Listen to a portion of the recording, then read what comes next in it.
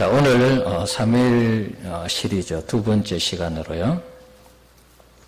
하나님이 존중히 여기는 자에 대해서 말씀을 전하도록 하겠습니다. 지난주에 한나의 기도에 대해서 우리가 살펴보았습니다. 그녀의 기도는 시대를 바꾸는 기도가 되었습니다. 한나는 아이를 주시면 하나님께 드리겠다고 서원을 했죠. 서원한 그대로 정말 아이가 젖을 떼자 말자 한나는 사무엘을 데리고 엘리 제사장에게 데리고 가서 아이를 맡겼습니다. 이렇게 사무엘은 어려서 실로에서 자라면서 하나님을 알아갔습니다. 실로에는 이제 성막이 있었기 때문에 하나님을 경험할 수 있는 좋은 장소죠. 실로에서 자라는 사무엘을 성경은 기록하기를 한번 볼까요? 같이 한번 읽어볼까요? 사무엘상 2장 11절 읽어봅시다. 그 아이는 제사장 엘리 앞에서 여호와를 섬기니라. 자, 18절 사무엘은 어렸을 때에 세마포 에봇을 입고 여호와 앞에서 섬겼더라. 자, 26절 아이 사무엘이 점점 자라매 여호와와 사람들에게 은총을 더욱 받더라. 아멘. 어린 사무엘이 실로에서 자라면서 하나님의 사랑을 받고 있는 그런 모습을 볼 수가 있습니다. 예수님도 태어나셨을 때 사람과 하나님께 사랑받고 은총을 입었더라. 이렇게 누가복음 2장에 기록하고 있는데 사무엘도 어려서부터 사람에게 또 하나님께 은총을 입으면서 자랐습니다.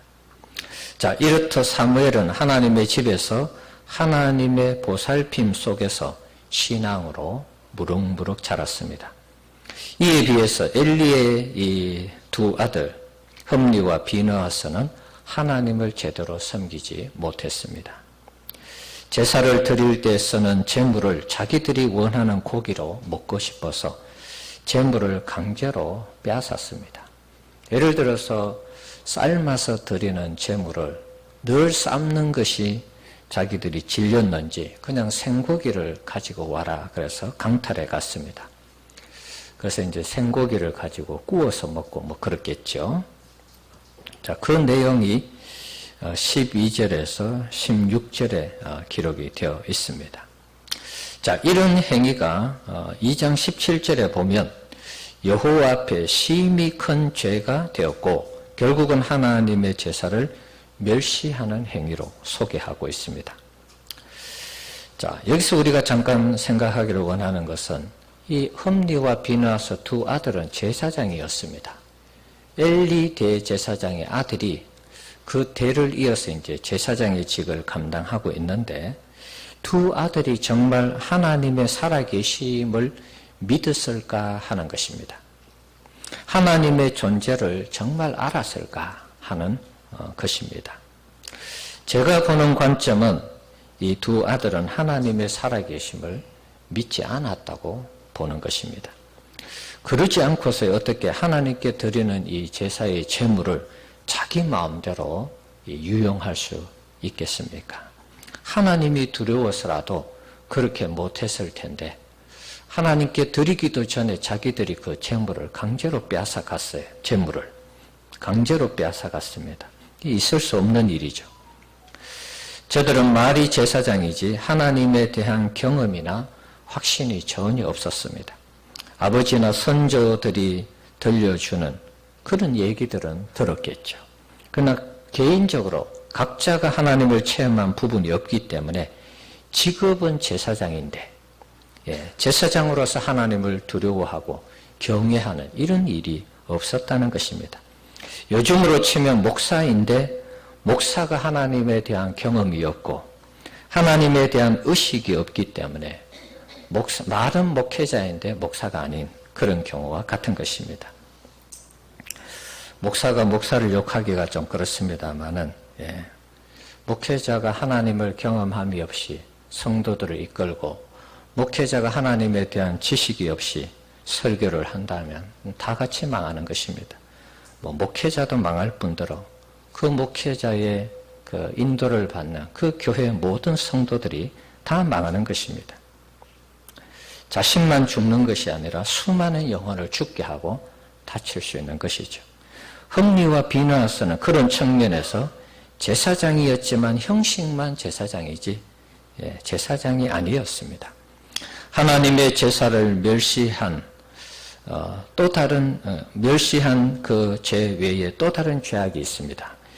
그 2장 22절에 보면 회막문에서 수종드는 여인들과 동침을 했다 이렇게 되어 있습니다. 자, 이 흠리와 비느하스죠. 비느하스는 4장에 보면 그의 아내가 해산하는 그런 장면을 볼 수 있습니다. 아내가 있는데 이 제사장이 말이죠. 수종드는 여인과 동침을 했어요. 불륜인지 요즘 말로 하면 성폭행인지는 모르겠습니다만 하나님 앞에 합당하지 않는 그런 짓을 한 것입니다. 그 아버지도 이 일을 듣고 너희의 악행이라고 이렇게 말을 했습니다. 23절에 너희의 악행이 하나님 앞에 불의하다는 것입니다. 옳지 않다는 것입니다. 들리는 소문이 안 좋으니까 조심하라는 그런 얘기를 했습니다. 하나님의 성막이 있는 실로에서 이런 악을 두 아들이 제사장이면서 저질렀습니다. 그의 아버지가 이 일에 충고를 했습니다. 25절에 보면 그렇게 하지 말라 그랬는데 그들이 듣지 않았다 이렇게 기록이 되어 있습니다. 결국 이들은 나중에 블레셋과의 전쟁에 나가서 법궤를 빼앗기고 같은 날 같은 장소에서 죽었습니다. 어쩌면 당연한 결과이죠. 하나님의 제사를 무시하던 이 제사장들의 말로의 그런 모습이 어쩌면 당연한 것입니다. 이들의 행위는 당시 이스라엘 백성들이 자기 마음대로 하던 신앙의 이 견본이라 그럴까요? 모델이라 그럴까요? 우리가 아파트를 사기 전에 아파트 모델 하우스에 가죠. 앞으로 집이 어떻게 지어질 것이다. 그걸 보러 갑니다. 이스라엘 백성들의 신앙의 모델이고 견본이었습니다. 이스라엘 백성들도 하나님을 왕으로 섬기지 않고 왕이 없다는 핑계로 자기 마음대로 신앙생활을 하면서 그 시대의 전쟁을 통해서 비참한 삶을 살았습니다. 엘리의 두 아들이나 이스라엘 백성들이나 비교하면 거기서 거기입니다. 도찐 개찐인 것이죠. 적어도 이스라엘 백성들의 마음에는 하나님을 경외하는 마음이 없었던 것입니다. 만약에 하나님을 경외하는 그런 마음이 있었다면 자기 마음대로 하지 않았겠죠. 하나님의 율법이 있으니까 율법대로 살았겠죠.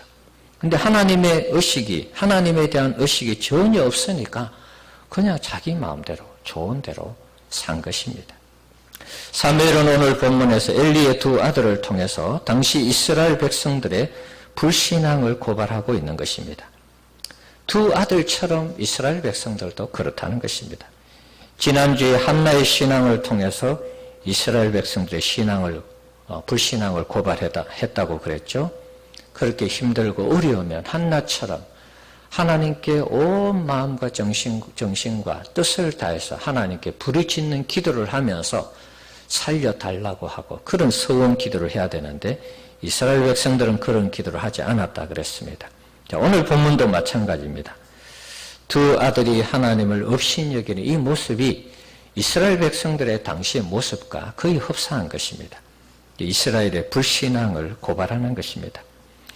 하나님은 엘리의 두 아들이 범죄하고 아버지의 충고도 듣지 않자 결국 저들을 죽이기로 작정을 하십니다. 25절에 기록이 되어 있습니다.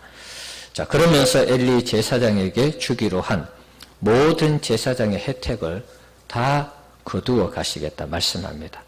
아론의 자손들에게 허락한 이 제사장의 이 놀라운 축복들을 엘리 제사장 그 가정에는 주지 않겠다는 것입니다. 그리고 하신 말씀이 오늘 본문에 있는 것처럼 나를 존중히 여기는 자를 내가 존중히 여기고 나를 멸시하는 자를 내가 경멸하리라 이렇게 말씀하셨어요. 나중에 엘리 대제사장도 두 아들 제사장과 함께 시차를 두고 같은 날 죽게 되었습니다.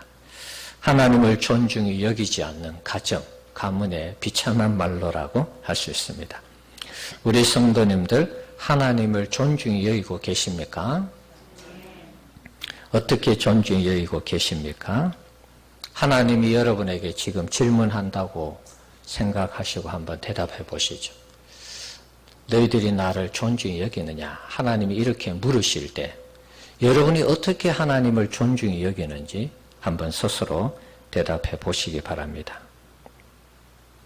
하나님을 존중히 여기지 아니하면 우리 인생에게도 비참한 말로가 주어지는 것입니다. 우리가 이 대답을 확신 있게 하지 못한다면 우리도 역시 하나님을 존중히 여기는데 문제가 있는 것입니다. 여러분이 하나님을 존중히 여기신다면 어떻게 존중히 여기십니까? 무엇으로 그것을 하나님 앞에 내가 이러니까 저러니까 하나님 존중히 여기는 거 아니겠습니까? 그렇게 대답을 해야 되지 않겠습니까? 사무엘서의 이 전체 주제는 제가 몇 번 소개했습니다. 역전의 하나님이라 그런 설명을 몇 번 했습니다. 자, 한번 따라합시다. 역전의 하나님. 사무엘서를 읽으면서 이 주제를 놓치지 말아야 됩니다. 하나님이 인생을 역전시키구나. 이것을 아셔야 됩니다. 오늘 본문은 그동안 하나님을 존중히 여기지 않고 멸시했던 엘리와 그 가문을 심판해서 이제는 새로운 인물, 새로운 가문을 들어서 하나님을 섬기도록 하고자 하는 하나님의 의지의 표현이라 그렇게 말할 수 있습니다. 그럼 이들의 뒤를 이어서 누가 하나님을 존중히 여기면서 사사시대를 끝내고 하나님이 다스리는 이 왕정시대로 이어가게 할까요? 물론 사람이 왕이 되었습니다마는 궁극적으로는 하나님이 다스리는 것입니다. 자, 우리가 알고 있는 대로 사무엘과 다윗을 통해서 이스라엘의 나라를 멋지게 새롭게 세웠습니다. 엘리와 사울을 폐하시고 사무엘과 다윗을 들어서 신앙의 멋진 나라로 세웠습니다. 하나님이 역전시키신 것이죠. 엘리의 가정, 하나님을 제대로 섬기지 않는 제사장의 가정을 심판하시고 사무엘을 세워서 신앙적으로 영적으로 완전히 새로운 나라와 민족으로 바꾸게 한 것입니다. 사울도 왕을 삼았지만 처음에는 겸손하게 잘 시작했는데 교만해서 하나님의 말씀을 업신여기고 말이죠. 그래서 사울을 패하고 다윗을 세워서 가장 최고의 멋진 나라로 만들도록 한 것입니다. 그래서 이제 사무엘서는 역전의 하나님이라는 주제가 붙게 된 것입니다. 한나의 기도 내용 속에서도 이런 내용이 소개되고 있습니다. 사무엘상 2장 6절에서 8절의 내용입니다. 한번 읽어봅시다. 여호와는 죽이기도 하시고 살리기도 하시며 서울에 내리기도 하시고 거기에서 올리기도 하시는도다. 여호와는 가난하게도 하시고 부하게도 하시며 낮추기도 하시고 높이기도 하시는도다. 가난한 자를 진토에서 일으키시며 빈궁한 자를 거름덩이에서 올리사 귀족들과 함께 앉게 하시며 영광의 자리를 차지하게 하시는도다. 자, 하나님이 하시는 일이 이렇게 인생을 역전시키는 것입니다. 죽이는 거 하면 살리고 지옥이죠. 서울에 내리기도 하면서 또 올리기도 하고 가난하게 하고 부하게 하고 낮추기도 하고 높이기도 하고 가난한 자를 진토에서 일으켜서 빈궁한 자를 거름더미에서 일으켜서 귀족들과 함께 앉게 하셔서 영광의 자리를 차지하게 하신다. 다윗이 실제적인 그런 모범이 되는 모델이 되는 인물이죠. 양치는 목동에서 왕이 되었습니다. 사실은 이 사무엘도 제사장의 가문으로서 하나님을 섬기는 어떤 그런 부분에서는 열애되어 있던 인물이었습니다. 그런데 제사장이 되어서 사사시대를 종식시키고 영적으로 이스라엘을 부흥시킨 그런 인물이 되었습니다. 우리 사랑하는 성도 여러분, 우리가 하나님을 존중히 여기면 우리 인생이 역전된다는 이 사실을 꼭 믿으시기 바랍니다. 최악에서 최상으로, 최저에서 최고로 우리의 인생을 바꾸어 주실 줄 믿습니다. 우리 성도님들 하나님을 존중히 여겨서 하나님의 복을 마음껏 받아 누리는 우리 성도님들 되시기를 주님의 이름으로 축복합니다. 사무엘은 앞에서 언급한 것처럼 어려서 실로에서 하나님의 은혜 가운데 잘 자랐습니다. 어린 시절 엘리와 두 아들 흠니와 비나스 사이에 자랐지만 잘못된 것이나 못된 것을 본받지 않았습니다. 이게 정말 하나님의 축복이죠. 사무엘이 늘 잘못된 것을 보고 옆에서 들었을 텐데 그대로 따라 행하지 않았습니다. 정말 다행 중에 다행이죠. 하나님께 드려진 이 아이를 하나님이 직접 키우셨다, 이렇게 봐도 틀리지 않습니다. 그런 안 좋은 상황 속에서도 하나님의 사람으로 차근차근 자라가도록 했습니다. 사무엘 3장에 보면 어렸을 때 사무엘이 하나님을 만나는 그 내용이 기록이 되어져 있습니다. 엘리 가정을 심판하는 그 말씀을 어린 사무엘에게 주었죠. 이게 어렸을 때부터 하나님을 경험한 그 체험이 평생 이 사무엘에게 가는 것입니다. 하나님을 경험한 후에 사무엘에 대해서 성경이 이렇게 기록하고 있습니다. 사무엘상 3장 19절에서 21절입니다. 읽어봅시다. 사무엘이 자라며 여호와께서 그와 함께 계셔서 그의 말이 하나도 땅에 떨어지지 않게 하시니 다한에서부터 브엘세바까지의 온 이스라엘이 사무엘은 여호와의 선지자로 세우심을 입은 줄을 알았더라. 여호와께서 실로에서 다시 나타나시되 여호와께서 실로에서 여호와의 말씀으로 사무엘에게 자기를 나타내시니라. 아멘. 자, 사무엘이 자라면서 어떻게 됐습니까? 하나님이 함께 계셔서 그의 말이 땅에 하나도 떨어지지 않게 하셨다. 선지자로서 또 제사장으로서 이 신뢰를 쌓아가는 그런 모습이죠. 그리고 단에서 브엘세바, 남과 북 전체 이스라엘을 가리키는 그런 지역을 가리키는 내용입니다. 이스라엘 전체에서 사무엘이 여호와의 선지자임을 확인해주는, 세우심을 입은 줄 아는. 그리고 21절에 보면 여호와께서 실로에서 말씀으로 사무엘에게 자기를 나타내시는, 계시가 이루어지는 이런 상황을 소개하고 있습니다. 명실상부하게 하나님의 종으로 세워지는 사무엘의 그런 모습입니다. 엘리와 그의 두 아들하고는 전혀 다른 그런 모습이죠. 다윗 역시 사울 다음으로 왕이 되어서 역전의 모델이 되었습니다. 그가 왕이 되기 전의 상황을 보면 사무엘에게 기름 부음을 받고 사무엘상 16장에서 기름 부음을 받았죠. 그리고 곧바로 골리앗과의 싸움을 싸우게 되는데요. 그것이 17장입니다. 한 장 사이로 기름 부음을 받고 그 다음 장에 다윗이 골리앗과 싸우게 됩니다. 이때 보여준 그 다윗의 이 신앙과 용기, 이것은 하나님이 왜 그를 선택할 수밖에 없었는지를 보여주는 그런 대목이기도 합니다.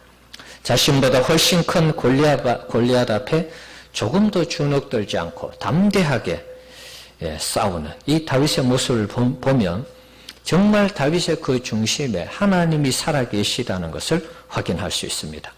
자신의 손에는 물매밖에 없었지만 골리앗을 향해서 달려갈 때 자기에게는 그거보다 더 좋은 무기가 있는 것처럼 골리앗에게 당당하게 맞섰습니다. 자, 사무엘상 17장 45절에서 47절 내용 한번 읽어봅시다. 다윗이 블레셋 사람에게 이르되 너는 칼과 창과 단창으로 내게 나오거니와 나는 만군의 여호와의 이름 곧 내가 모욕하는 이스라엘 군대의 하나님의 이름으로 내게 나아가노라. 오늘 여호와께서 너를 내 손에 넘기시리니 내가 너를 쳐서 내 목을 베고 블레셋 군대의 시체를 오늘 공중의 새와 땅의 들짐승에게 주어 온 땅으로 이스라엘에 하나님이 계신 줄 알게 하겠고 또 여호와의 구원하심이 칼과 창에 있지 아니함을 이 무리에게 알게 하리라. 전쟁은 여호와께 속한 것인즉 그가 너희를 우리 손에 넘기시리라. 아멘. 자, 다윗의 이 용맹함이 이 본문 속에 그대로 묻어져 있습니다. 여호와의 이름을 모욕하는 그들에게 하나님의 이름으로 내가 나간다. 그리고 온 땅으로 이스라엘의 하나님이 계신 줄 알게 하겠다. 이렇게 선언을 했습니다. 여호와의 구원하심이 칼과 창에 있지 아니하고 전쟁은 하나님께 속한 것임을 내가 보여주겠다. 그래서 물맷돌 하나만 들고 나가서 골리앗을 쓰러뜨린 것입니다. 참으로 이 놀라운 이 호연지기가 아닐 수 없습니다.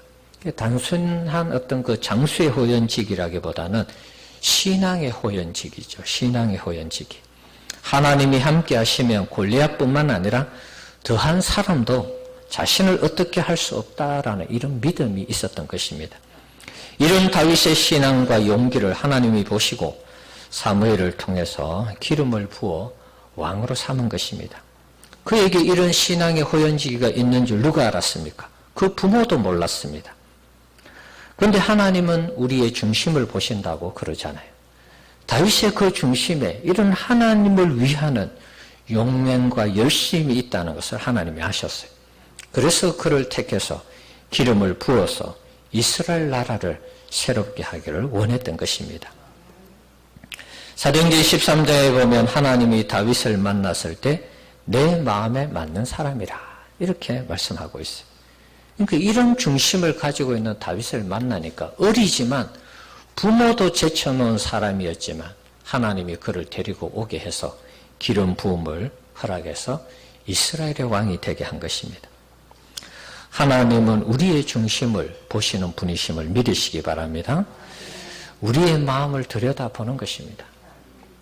사람은 그러잖아요. 10길 물속은 알아도 한 길 사람의 마음속은 모른다. 그런 얘기합니다. 그런데 하나님은 그렇지 않습니다. 하나님은 우리의 마음의 깊은 것을 감찰하시는 분이십니다. 그래서 우리의 마음에 하나님을 향한 생각을 어떤 생각을 하고 있는지 알고 계시는 것입니다. 하나님께서 나를 귀하게 여기는지, 나를 존중히 여기는지, 나를 두려워하는지, 나를 경외하는지 하나님이 우리 마음을 다 아셔서 보고 계신다는 것입니다. 우리 성도님들 할 수만 있으면 하나님을 많이 경험하시기를 바랍니다. 하나님을 많이 경험하면 할수록 우리는 하나님을 정말 더 깊이 있게 알아가는 것입니다. 그러면 자연스럽게 하나님을 알고 경험할수록 우리는 하나님에 대한 두려움이 생기고 하나님을 경외하고자 하는 그런 마음이 생기는 것입니다. 믿음이 자라고 신앙이 깊어지는 것입니다. 하나님을 경험하면 할수록 우리는 하나님의 실체를 알기 때문에 하나님을 존중하지 아니하려 할 수가 없는 것입니다. 하나님이 우리와 함께 하시고 우리 가운데 살아계시는데 우리가 하나님을 무시할 수 있을까요? 그럴 수 없는 것입니다. 요셉이 보디발의 장군 아내의 유혹을 받았을 때 하나님의 살아계심을 늘 채워넣기 때문에 그는 그런 유혹 앞에서도 하나님이 보신다. 하나님 앞에 내가 어떻게 득제하겠는가. 그러면서 보디발 장군의 유혹을 물리쳤습니다. 하나님을 경험한 사람, 하나님과 동행하는 사람은 이런 하나님에 대한 두려움이 있는 것입니다. 죄의 유혹이 우리에게 올 때 쉽게 넘어지는 것은 하나님을 의식함이 없기 때문입니다. 하나님을 경험함이 없고 하나님의 살아계심에 대한 확신이 없기 때문에 우리가 자꾸 넘어지는 것입니다. 다니엘서의 이 세 친구들도 마찬가지죠. 자신의 신앙을 지키기 위해서 목숨을 걸었습니다. 느부갓네살 왕의 그 신상에게 절하지 아니할 때 풀무불에 던져지는 것을 알았습니다. 그런데 이 사람들은 그럼에도 불구하고 절하지 않았습니다. 절하지 않으면 죽는다는 것을 알면서 말이죠. 여러분, 우리가 지금 교회를 다니고 있습니다마는 나중에 또 어떤 일이 일어날지는 모르겠습니다마는 교회를 가면 누군가 죽인다. 누군가가 우리를 죽인다고 그렇게 말할 때 여러분 교회를 나올 수 있겠습니까? 저도 자신이 없어요. 설교할 때는 참 멋있게 설교하고 싶은데 저는 그러지 않을 것입니다. 뭐 그러고 싶은데 교회 가면 목사부터 총살이야. 너 죽일 거야. 그랬을 때 정말 제가 이 자리에 서서 설교할 수 있을까? 그런 생각을 해봅니다. 우리 성도님들 어떻습니까? 누군가 우리를 교회 간다고 죽인다고 달려들면 여러분 교회 올 수 있겠습니까? 세 친구는 죽인다고 해도 그 신상 앞에 절하지 않았습니다. 그리 아니하실지라도 우리는 절대로 신상 앞에 절하지 않을 것입니다. 그런 고백을 했습니다. 베드로도 그런 얘기했죠. 주님, 제가 죽을지언정 부인하지 않겠습니다. 그런데 막상 이게 생명의 위협을 느끼니까 부인을 했어요. 그런데 이 세 친구들은 정말 그렇게 했습니다. 그리 아니하실지라도 멋있게 선언을 했는데 중요한 것은 이제 죽음의 장소에 이르게 된다는 것입니다. 평소보다 7배나 더한 풀무불을 지펴가지고 말이죠. 불을 피워서 이 사람들을 거기에 들여보냈습니다. 희한한 것은 하나님이 보호해 주셔서 머리 한 톨도 타지 않는 이런 은혜를 경험한 것입니다. 정말 기적이 일어난 것이죠. 하나님을 존중히 여기는 자의 모델이라고 생각합니다. 하나님을 위해서 목숨을 걸 때 하나님이 우리를 살려주는 것입니다.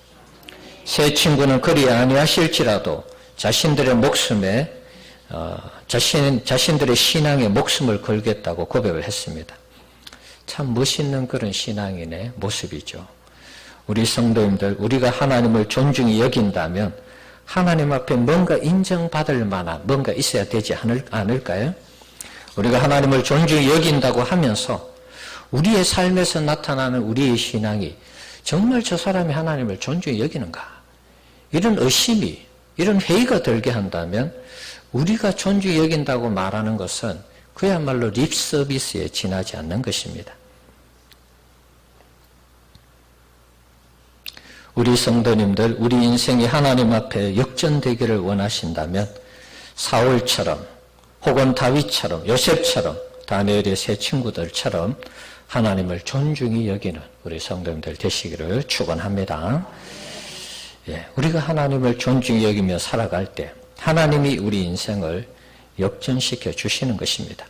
걸음더미에서 일으키사 귀족들과 함께 앉게 하시는 이런 복을 우리에게 주시는 것입니다.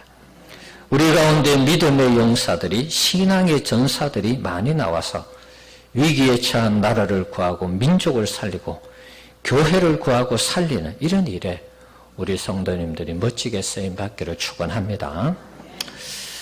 저는 이 설교를 준비하면서 제가 목회할 때 이런 모델이 나오면 참 좋겠다, 그런 생각을 한번 해봤습니다.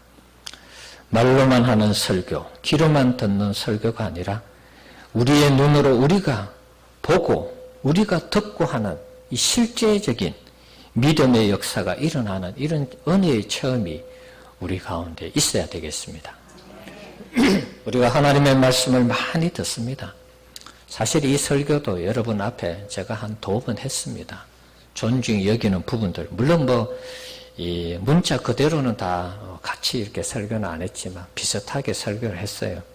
중요한 것은 우리가 설교를 하고 듣는 이런 것들이 우리의 이 실질적인 삶 속에서 일어나면서 정말 우리도 사무엘처럼 다윗처럼 요셉처럼 그리고 이 다니엘처럼 다니엘의 세 친구처럼 이렇게 우리가 하나님 앞에 정말 멋있게 쓰임 받을 때 그것이 안 믿는 사람들이 볼 때 정말 하나님을 존중히 여기는 자들이 저런 모습이구나 이렇게 인정해 주지 않겠습니까? 자, 우리 성도님들, 우리 모두가 하나님을 존중히 여기면서 살아갈 수 있기를 축원합니다. 절대로 엘리와 이 두 아들의 길을 답습해서는 안 되겠습니다. 우리는 사무엘이 되고 다윗이 되어서 사사기 시대, 어둠의 시대를 끝내고 하나님이 통치하시는 왕정시대, 풍요롭고 차고 넘치는 금과 은이 흔한 그런 시대를 경험하는 우리 성도님들 되시기를 축복합니다. 요즘 운동을 못하게 해서 시청에서 시청 코트에 있는 그 테니스를 못 치게 해서 운동을 요즘 전혀 안 했습니다. 운동을 안 하니까 몸도 안 좋고 그래서 자전거나 타야 되겠다. 그래서 요즘 자전거를 좀 타고 있습니다. 처음에는 이제 집에 있는 자전거 가지고 요 뒤쪽에 보면 개천 따라 이렇게 신천이죠. 개천 따라 쭉 내려가는 자전거 길이 있습니다. 근데 쭉 타고 내려가 보니까 이 길은 평평해서 죄송합니다.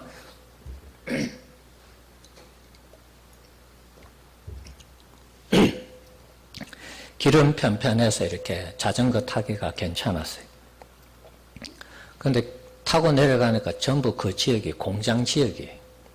공장에서 막 매연도 뿜어내고 공기도 안 좋고, 그리고 뭐 특별히 이 나름대로 가꾸긴 가꾼다고 했는데 특별히 볼 게 없어요. 이렇게 자전거 타고 내려가 보면 뭐 옆에 뭐 꽃도 심어 놓고 이렇게는 했는데 크게 볼 게 없습니다. 자, 그러다가 이 자전거는 계속 타야 되겠는데 이렇게 검색을 하다가 좋은 장소를 하나 정보 검색을 하면서 알게 되었습니다. 팔당댐 있는 데 가면 팔당역이 있습니다. 팔당역에 이제 그 자전거 길이 있는데 어떤 길이냐 하면 과거에 이제 기찻길을 요즘은 이제 지하철이 생겨서 양평까지 들어가잖아요. 그러니까 이제 길을 새로 내고 옛날 이 철길을 다 이렇게 아스팔트를 깔아서 자전거 전용 도로로 만들어 놨습니다. 그래서 이 정보를 검색하고 월요일에 한번 가봤죠. 얼마나 잘 되어 있는가 해서 가봤습니다. 이제 차를 대놓고 이제 자전거 이렇게 타고 한번 쭉 가봤어요. 새로운 세계가 펼쳐지더라고요. 너무 좋아요. 저도 뭐 차 타고 이렇게 가끔 가면 좋은 경치도 구경하고 그러는데 자전거를 타고 팔당댐을 끼고 이렇게 가는 이 자전거 길이 너무 좋은 것입니다. 여러분 자전거 타는 분 있으면 한번 가보시기 바랍니다. 팔당역 쳐가지고 거기 주차하시고 자전거 길 바로 연결되어 있어요. 뭐 도로도 크게 이렇게 뭐 달리고 이런 게 없습니다. 전용 길을 달리면서 야, 이게 자전거 길이 예술이다 그런 생각을 하게 됐습니다. 그 펼쳐지는 풍광과 그 공기가 너무 좋았습니다. 처음 자전거를 탔는데 그게 너무 이렇게 저의 뇌리에 깊이 있게 박혔습니다. 그래서 시간이 나면 자전거 싣고 한 번씩 갔습니다. 너무 좋아서 이제 아는 목사님들, 아는 지인에게 막 적극 추천해서 요즘 운동 못하니까 자전거나 타시라 그러면서 막 소개를 했습니다. 자전거를 타다가 풍광이 너무 좋아 열심히 탔는데 어느 순간 보니까 이 다리에 근육이 생겼어요. 물렁물렁 하던 이 다리 근육이 말이죠. 자꾸 타니까 단단하게 되더라 그런 말입니다. 처음에는 뭐 한 2시간씩 뭐 예를 들어서 양수리까지 팔당역에서 출발하는데 한 2시간 막 걸렸어요. 근데 이제는 30분, 1시간 만에 막 가고 그래요. 달리는 재미도 있고 주변의 풍광이 너무 좋아서 자전거 타기에 빠졌습니다. 지난주에는 이 자전거 타기가 너무 좋아서 새벽에 중랑천에 한번 나가봤습니다. 양주역에 차를 세우고 그 이제 중랑천으로 이렇게 쭉 연결되는 이 자전거 도로가 있죠. 쭉 가서 노원교까지 가서 이렇게 한번 돌아서 와봤어요. 그 길도 너무 좋아요. 저는 차를 타고 지나다니면서 저기 뭐 냄새도 나고 뭐 또 차도 많이 왔다 갔다 하니까 공기도 안 좋겠지 그렇게 생각했는데 막상 달려보니까 의외로 너무 좋았습니다. 새벽에 또 운동하는 분들도 너무 많고 자전거가 좋아서 자전거를 탔는데 보니까 풍광도 좋고 자전거를 타면서 건강해지고 뭐 일석이조 효과가 나타났습니다. 자, 마찬가지입니다. 우리 성도님들, 우리가 하나님을 존중히 여기면 하나님이 너무 좋아지고 그분이 베풀어 주신 은혜와 복을 경험하게 되는 것입니다. 하나님을 존중히 여기면서 신앙생활을 하면 우리가 생각하지 못한 하나님의 복을 경험할 수 있는 것입니다. 우리의 소원이 이루어지고 우리를 들어 사용하시는 주님을 만나게 되는 것입니다. 그로 인해서 우리도 행복할 수 있겠죠. 하나님을 존중히 여길 때 일석이조가 아니라 3조, 4조의 현상이 나타날 수 있습니다. 우리 사랑하는 성도 여러분, 하나님을 존중히 여기면서 하나님을 잘 섬기시기를 축원합니다. 하나님을 존중히 여길 때 하나님이 또한 우리를 존중히 여겨주시는 것입니다. 하나님이 우리를 존중히 여겨주실 때 그 이상 뭘 바라겠습니까? 하나님이 여러분들을 존중히 여겨주신다면 게임 끝난 것이죠. 뭐 더 이상 뭐 바랄 게 있겠습니까? 우리 성도님들 남은 생에 하나님을 존중히 여기면서 하나님과 멋지게 동행하는 우리 성도님들 되시기를 주님의 이름으로 축복합니다.